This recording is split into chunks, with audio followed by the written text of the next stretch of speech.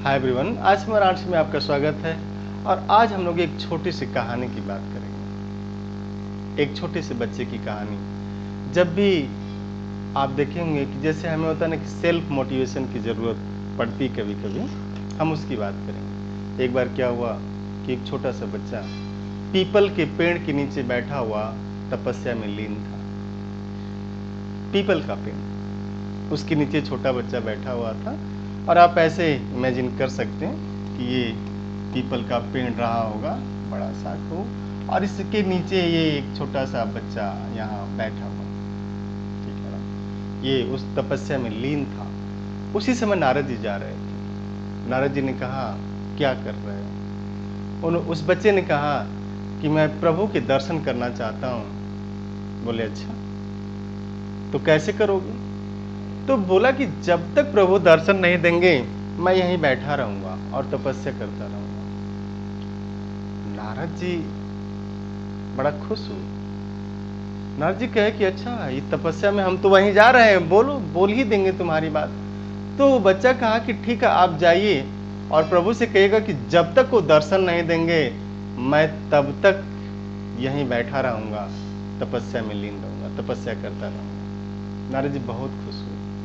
नारद जी को लगा कि वो मनुष्य धरती का जो मंदिर में जाता है, बाहर अगर नए जूते चप्पल निकाल दे रहे तो भी ध्यान तो उधर ही रहता है कि तुम्हें माता च पिता, तुम्हें बंधु चस्खा, तुम्हें बार बार उसको देखता रहता है, ध्यान तो वहीं रहता है। और ये कह रहा है कि जब तक नहीं मिलेंगे हम तब तक तपस्या करेंगे। तो उनको खुशी भी होती है और दुख उनको ये होता है कि जब भी कोई व्यक्ति प्रभु के नजदीक जाना चाहता है, नारद जी बड़े चिंतित हो जाते, बड़ा दुख होता है।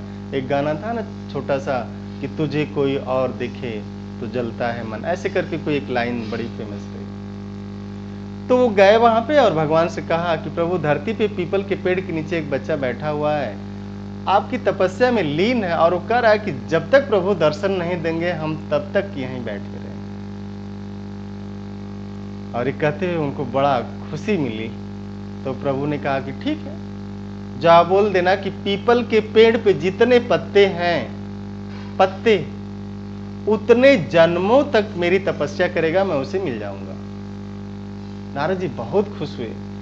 पीपल के पेड़ पे जितने पत्ते उतने जन्मों तक, तो अगर प्रभु उम्र ही बढ़ा के 100, 150, 200 साल कर दें तो पता नहीं कितने जन्मों तक तपस्या करेगा, कर ही नहीं पाएगा।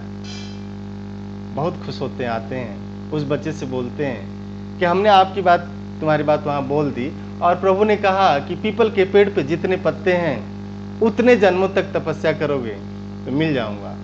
वो बच्चा कहता है, उठता है, तुरंत बोलता है बस, और खूब झूमने लगता है। जब खूब झूमने लगता है तो नारद जी बड़े खुश होते हैं, कहते बारे प्रभु, आपकी लीला अपरंपार है। जो आपके शरण में आना चाहता है उसे आप पागल ही कर देते हैं। तब तक नारद जी को आभास हुआ कि पीछे कोई खड़ा है, और वो मुड़े तो जितना खुश थे, अगले ही पल उतने ही उनके अंदर गुस्सा टाइप का एक क्रोध भर गया कि ये क्या मजाक, आप तो बोल रहे थे कि हम उतने जन्मों की बात, तपस्या की बात तब उसको मिलेंगे, लेकिन आप तो तुरंत आ गए।